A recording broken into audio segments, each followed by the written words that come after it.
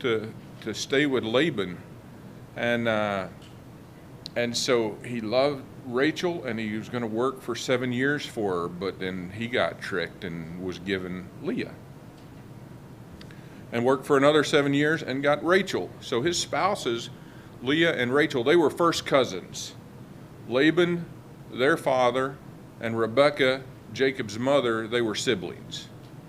And then for spouses, he also had Leah and Rebekah's handmaids, and their names were Zilpah and Bilhah. Wives, concubines, I don't know. I guess I don't know what the right determination is for that. If we go on to children, I just put this down. I heard it somewhere in the last few months here, and I don't know who said. I don't know if it was Shannon that said it or one of the elders that was talking about this. But here's the children, and the discussion was, why was Judah the one that the line of Jesus would come through? Why wouldn't it have gone through the firstborn? The firstborn, Reuben, he was the son of Leah, but he slept with Bilhah. And where it says that, it says that he slept with his concubine. So now back up. I don't really know the difference between a wife and a concubine. Any takers? Okay. I did read somewhere where they were sometimes called secondary wives, but that's just the terminology that I read. So let's go on down. Simeon. Why was Simeon not given that right of lineage down to Jesus? Well, they all had a sister named Dinah, and she was violated by the men of Shechem. And so they went in and they made an alliance with them. Simeon and Levi, number 2 and 3 there, they made this alliance with Shechem and said, okay, yeah, we'll give her over to you. We'll intermingle and be part of this, but you guys all have to be circumcised. And they're like, okay, we'll do that. And then when they're recovering from that, both Simeon and Levi went in and slaughtered them all because of the violation that they had done against Dinah. So their lineage down to Jesus was taken away, and we're left with Judah, the son of Leah. But now hang on. It's not like he doesn't have some indiscretions. He had some boys that was married to Tamar, and the first one died, and he gave his second son to Tamar, and he died, and the third one was supposed to be given to Tamar, and that didn't happen. The idea is that maybe Judah thought that, well, she's killing my sons. I'm not going to give another one to her. And in a time of indiscretion, he went in and laid with what he thought was the cult prostitute, but it was Tamar, and she had disguised herself so that he didn't know who she was. Given some things. What was it? A staff.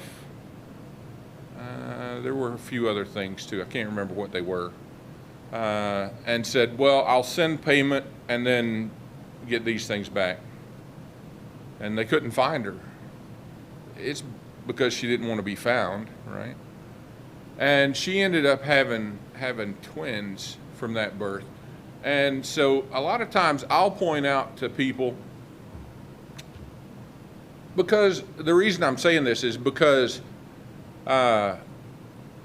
she's mentioned in Matthew chapter 1 in the genealogy of Jesus. And so sometimes people might say to me, oh, God could never forgive me for the things that I've done. Anybody ever heard that? Somebody say that? I'm seeing some heads shake, yeah. So I try to point out to them that, let's look at the life of Rahab. Let's look at Tamar. Right? And maybe a few others, but these two I try to point out. And the reason I do that is then I can go to Matthew chapter 1 and show them, oh, they're in the genealogy of Jesus. It doesn't matter who you are or what you've done, you can be in Jesus' family. So try it out. See how it works for you, given that line of reasoning. And then come let me hear how that worked for you. Okay, let's keep scrolling though. That was a sidebar there for Jacob's children. Here's some more of them. That story about Jacob and Tamar was in Judah and Tamar was in Genesis 38. And then here's some others of his kids. Dinah's number 11. And then you get to Joseph number, did I not put Joseph? Yeah. Oh, I got 2 number 11s. That doesn't count. My editing skills are not great. And then Joseph and Benjamin, the sons of Rachel. But then you got number 13 and 14. These are Joseph's sons, but they were counted as sons of Jacob, and they were born in Egypt. And then, I don't know why I put it there. Let's see what I wrote there at the end of number 14. So Ephraim was younger than Manasseh, but he got the better blessing. Remember when Jacob was getting old, he was going to bless them. He crossed his hands and made the blessing. And so that's the two boys, Manasseh and Ephraim. They were sons of Joseph, but Jacob listed them as his sons. They were counted as part of the 12 tribes of Israel. And then just on my template, we go over siblings, and Jacob had a twin that was Esau. Remember that Jacob stole his birthright by giving him a bowl of soup, and then he and his mother tricked Dad for the better blessing.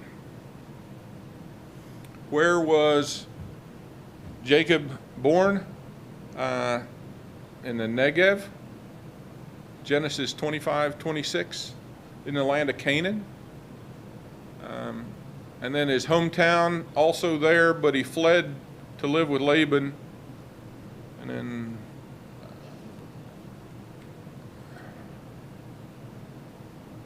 then what was his occupation? Well, here's what I came up with. He was a herdsman and a shepherd as a young boy. For 20 years for Laban, that's what he was. I put that he was a wrestler. Didn't Shannon do a lesson not too long ago about wrestling? Yeah. So Jacob wrestled with God one night, and that's the night that he changed his name from Jacob to Israel. And I just did a quick Google search to see how long ago Jacob would have lived, or I think I typed in something about how long ago it was that God changed his name from Jacob to Israel. And Google said that it was somewhere between 1900 and 1700 BC. So let's round it and say almost 4,000 years ago, this is when this happened.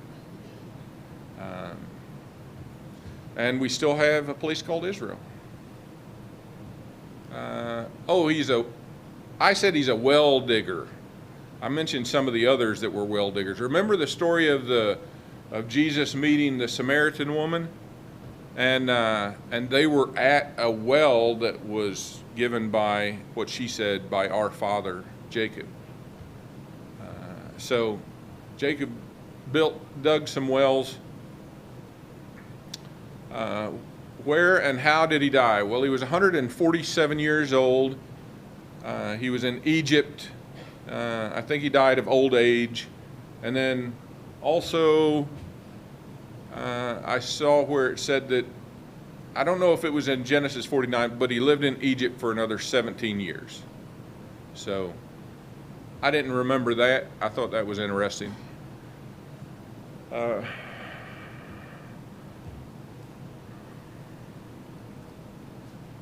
Maybe I was just a little bit more aware of it because I knew that I would be talking about this, but in my daily Bible readings, I saw that it said I was in Matthew, but I looked up those other verses. Matthew 22:32, Mark 12:27, and Luke 20:38. God is not the God of the dead, but of the living. And God mentions Jacob by name. He does that also in Exodus 3, verse 6, when Moses was at the burning bush. So I need your help with this. I need your help making sense of this for me. Remember at the Mount of Transfiguration where they saw Moses and Elijah? How did they know who that was? I did ask somebody, and I think it might have been David said, oh, they had name tags. I don't know if that's true. But Jacob is living.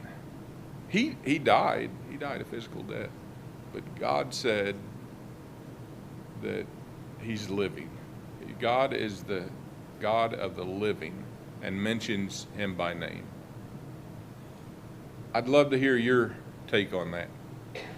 During class, after class, in an email, whatever.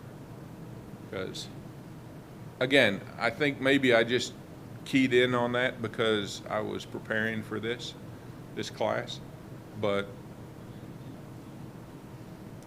the times that Jesus was talking about this in these Gospels, he was talking to the Sadducees who didn't believe that there was a resurrection.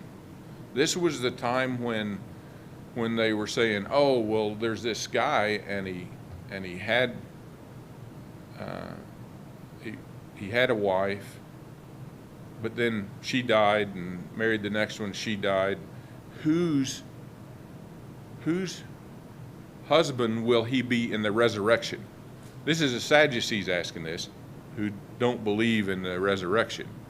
And so then this is where Jesus points to them that that God is the God of the living, not of the dead. What do you think? Any comments?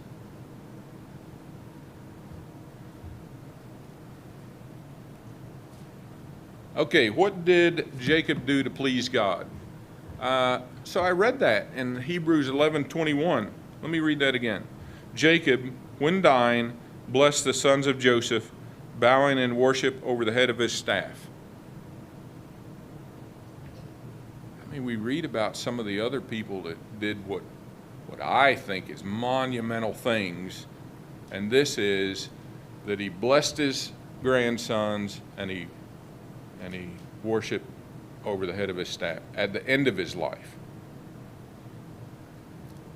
I don't want to minimize that though, right? Giving a blessing, being a blessing for your family is amazing. Giving that example of worship right up until the end is what a legacy that is.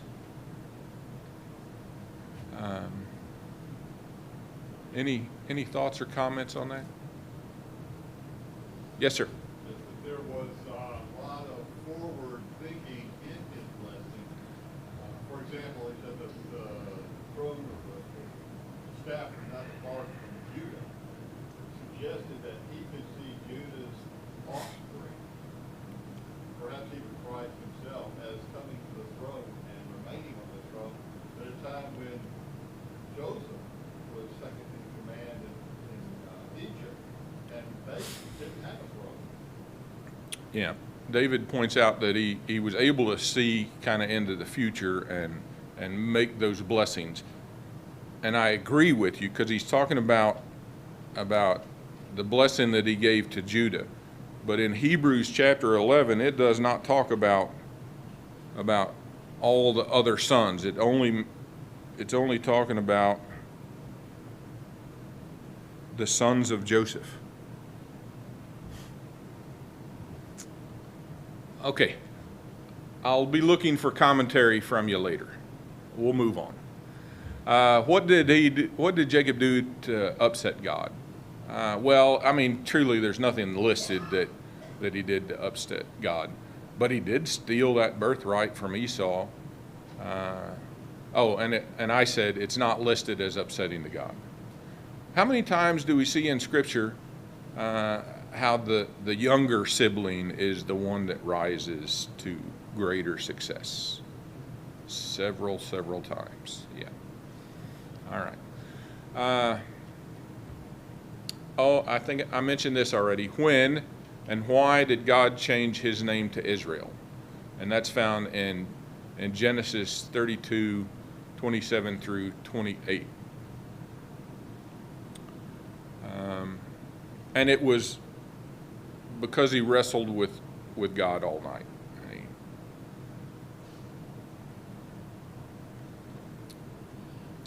Well, I got ahead of myself. I also answered that question. How long ago did Israel live? Somewhere close to 4,000 years ago. How can we look at Jacob and look at his life and help us be better disciples? Again, these are just my thoughts. It is not necessarily an all-exclusive list there, all-inclusive list. Although he stole his brother's birthright, we see God uses imperfect people. Everybody should have their time wrestling with God. And then I put some stuff in parentheses there. Just don't let go. Because that was what one thing that we see about Jacob. Yes, sir. Now, it was prophesied when Jacob and Esau were born that the older would serve the younger. Yeah. And looking in Romans, it talks about the idea that God not having done anything yet, God chose Jacob over Esau. And so Jacob was promised the birthright he stole. Yeah. He also promised the additional blessing that he received of imitating the older brother because God had chosen him to receive those things. Yeah. David points out that it was prophesied at their birth that the older would serve the younger. Can you find that scripture for us in Romans? That'd be awesome. I also said, how does this make us better disciples? That he made amends with his brother. If it's possible, well, we should do that. Sometimes it's not because the other person won't allow that. But as much as it depends on each of us, we should try to make amends. All right. Romans 9 and 12 and 13. Romans 9, 12, and 13. Would you read that for us? And it was said to her, the older will serve the younger, just as it is written, Jacob I loved, but Esau I hated. Okay. Thank you. Romans 9, 12, and 13. And then on being disciples, life is never promised to be easy for us. But regardless, we should be faithful.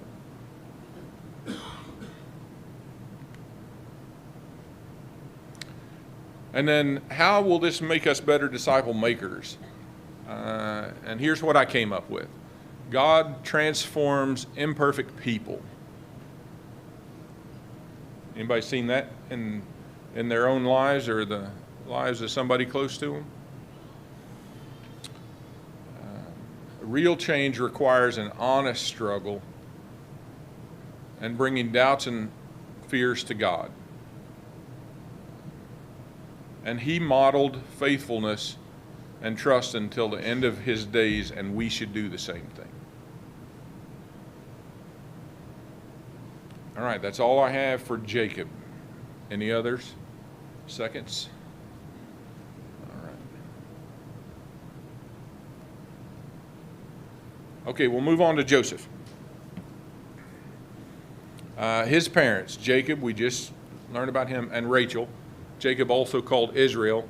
His spouse was Asenath, the daughter of the priest of On, and given to him by Pharaoh while he was in Egypt. His children, Manasseh and Ephraim, we looked at that, how they became part of the 12 tribes of Israel because Jacob considered them his own children. And then the same list that we had before is given here for siblings. I come from a very blended family, but this is pretty blended too. I meant to look, and I just didn't. Anybody have any idea how long it was from what the spread was on those kids? Nah, that's just trivia. It doesn't matter. Where was he born? He was born in Haran. Joseph was born in Haran. And hometown Hebron. Okay, here's what I came up with occupation. You tell me if you got something different. He was the favored son. Ooh, that kind of stings for the rest of them. Anybody ever felt like you weren't the favored one? You got that coat of many colors. That just probably stung a little for the rest of them. He was a shepherd. He was a slave. He was a dream interpreter. He was a prisoner. I don't know if that counts for occupation, but there he was. And he was the second in charge of Egypt. That's quite the resume. What he did to please God. He resisted temptation in Genesis 39:9, but his words there, it wasn't going to be sin against his own body. It wasn't going to be sin against Pharaoh. It wasn't going to be sin with Pharaoh's wife. He said, how can I do this great wickedness and sin against God? Anybody ever considered that when there was a temptation? Nobody's going to see. Nobody's going to know. But then there's those words of Joseph. How can I do this great wickedness and sin against God? I'll let that marinate with you. And he gave. Did you have something? Go ahead.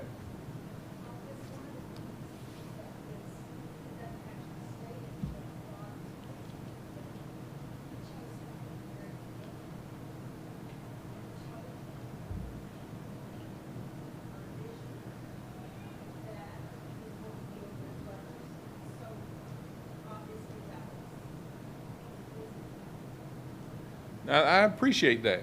That is a great insight. He was told in a dream and that he was going to be over his brothers, and he did that, and it was pleasing to God.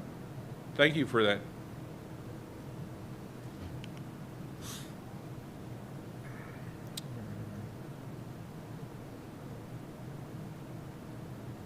And there were some dreams that he gave God the glory for for being able to interpret those dreams. So that was pleasing to God also. But what did he do to upset God? Nothing is noted in Scripture about what Joseph might have done to upset God. And how might this make us better disciples?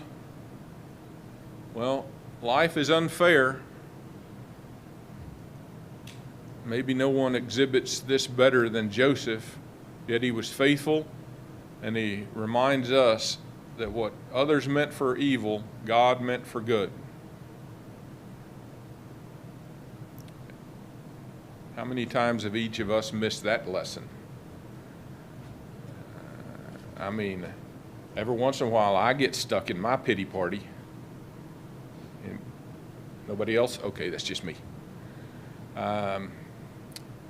But have you missed that message about what God meant, what others might have meant for evil, God meant for good? I'm guilty. Yes, sir.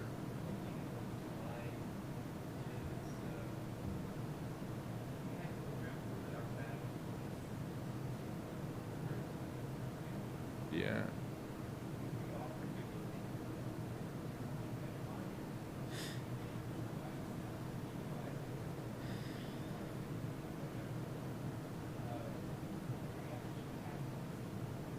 Mm-hmm.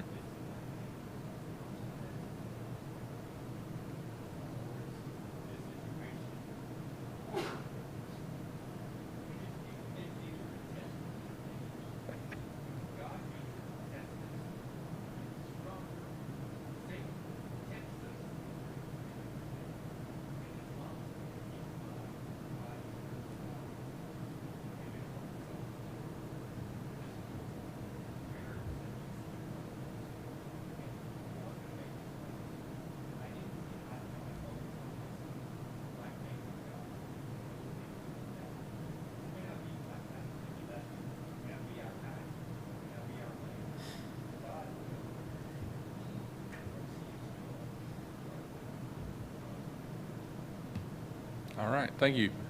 Richard points out that we have to remember that it's a spiritual battle that we're in, not a physical battle. And there may be times of testing or temptation. God means it as a test. Satan means it as a temptation.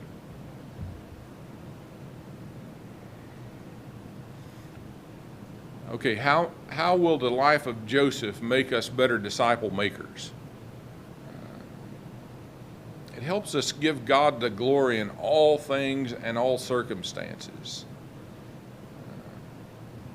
And we can learn from Joseph that we can serve where we are. I heard a story about a young family that had just graduated college and gotten married, and they were wondering where they might land, and they were really kind of fretting about it. And finally, one of the parents said, it doesn't matter where you go, just that you serve when you're there.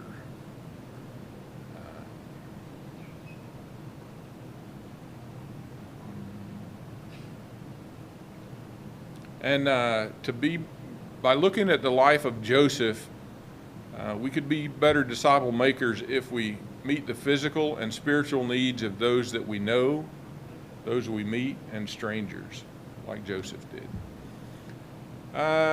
Okay, I'm going to be in trouble with this one. I got another extra discussion point there. What do you think about interracial marriages? We're going to talk about this next week, but there's a pretty good chance Joseph, his wife, maybe was not the same hue as he was. Yes, ma'am.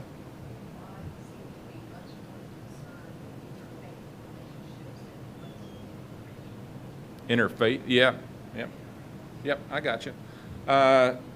Margaret points out that God is much more concerned about interfaith relationships than interracial relationships. Yes, sir. Might be able to argue that there are no relationships. Yeah, I agree with that. But I want to just let that also marinate, because we're going to talk about it next week with Moses. Yes?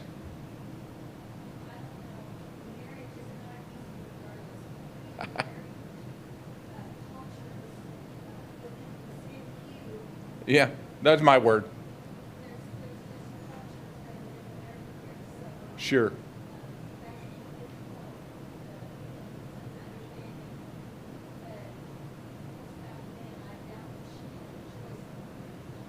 Oh, yep, I think you're right there. She might not have had a choice in that marriage, because it says that Pharaoh gave her to Joseph.